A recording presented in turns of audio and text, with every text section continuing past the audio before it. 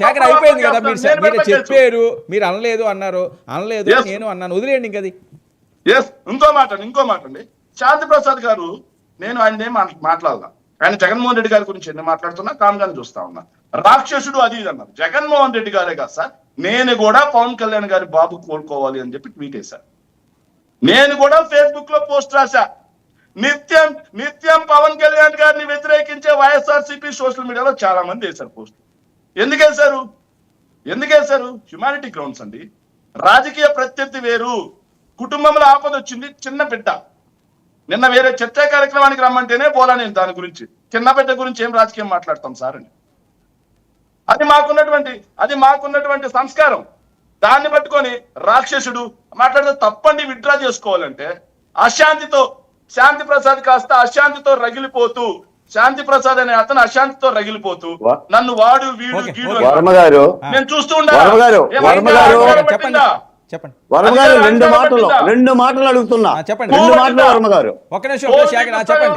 చట్టం ప్రకారం 2 మాటలు. చర్చా కార్యక్రమాల్లో మాట్లాడతాం.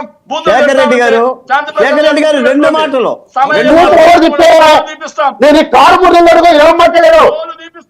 వర్మ గారు చెప్పండి. తప్పుండాలరా మీరు మీ పార్టీ తప్పుడు పార్టీ, మీ అదే తప్పుడు పార్టీ వేరే పార్టీ కబ్జా చేసుకుని వచ్చిన మీరు మాకు నిజం చెప్తారా?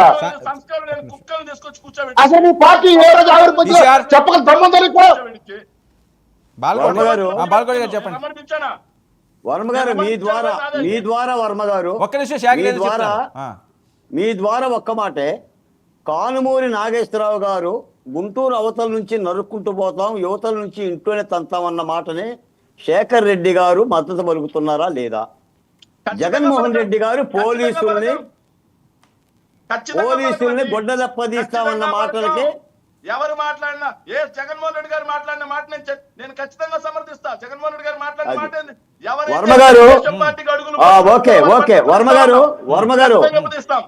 వర్మ గారు ఇలా నాయకులు అశుద్ధపు మాటలతో నోటికొచ్చినట్టు లెక్కలేతనంతో మాట్లాడే మాటల కార్యకర్తలు ఇలా మోసుకుంటూ పోతే ఆ పార్టీకి మనుగడ ఉంటుందండి?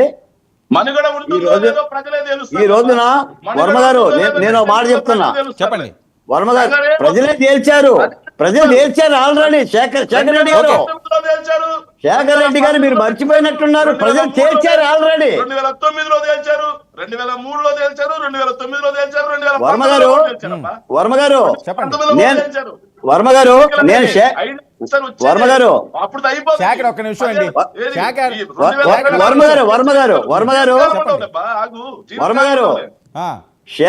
శేఖర్ రెడ్డి లాంటి వాళ్ళు అధికార ప్రతినిధులుగా వచ్చి ఇలాంటి ఆలాపనలు పేలాపనలు చేయటం వలన ఆ పార్టీకి దుర్గతి పట్టింది అనుకుంటున్నా.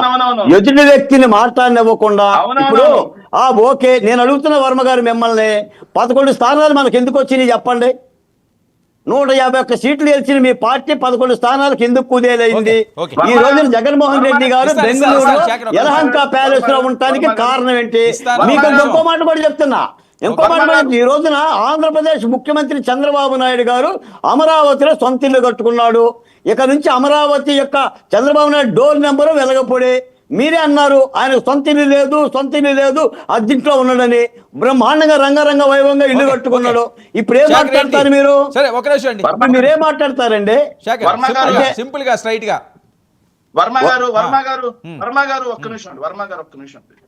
సో ఏదైతే వైఎస్ఆర్ కాంగ్రెస్ పార్టీ కార్యకర్తల ఆస్తులు ధ్వంసం అవుతున్నాయి, మీకు 11 వచ్చాయి. వైఎస్ఆర్ కాంగ్రెస్ పార్టీ వ్యక్తులు చంపేస్తా ఉన్నారు, మీకు 11 వచ్చాయి. YSR Congress party social media కార్యకర్తల మీద అక్రమంగా కేసులు పెడతా ఉన్నారు, అరెస్టులు చేస్తా ఉన్నారు, మీకు 11 వచ్చాయి. అయ్యా మీరు దొంగ హామీలు ఇచ్చి అధికారంలోకి వచ్చారు, హామీలు నెరవేర్చండి, మీకు 11 వచ్చాయి. 1,50,000 కోట్లు అప్పు చేశారు, ఎవరికి ఏం చేయట్లేదు, మీకు 11 వచ్చాయి. ఏదండి బాలకోటయ్య గారు మీరు మాట్లాడేది తప్పండి, శాంతి ప్రసాద్ గారు మీరు మాట్లాడే తప్పండి, నరసింహ ప్రసాద్ గారు మీరు మాట్లాడే తప్పు, అబద్ధాలను వల్ల వేస్తా ఉన్నారు, మీకు 11 వచ్చాయి. ఇది వాళ్ళ దగ్గర ఉన్నటువంటి సమాధానం. మీకు 11 వచ్చాయనేది వాళ్ళ దగ్గర ఉన్నటువంటి సమాధానం. మనం మాట్లాడే మాటలు ఏంటి, ఎదుటి వ్యక్తి ఏం మాట్లాడుతున్నాడు, దాన్ని మనం ఎలా వక్రీకరిస్తున్నాం, ఇక్కడే ఇలా శాంతి ప్రసాద్ గారు, శాంతి ప్రసాద్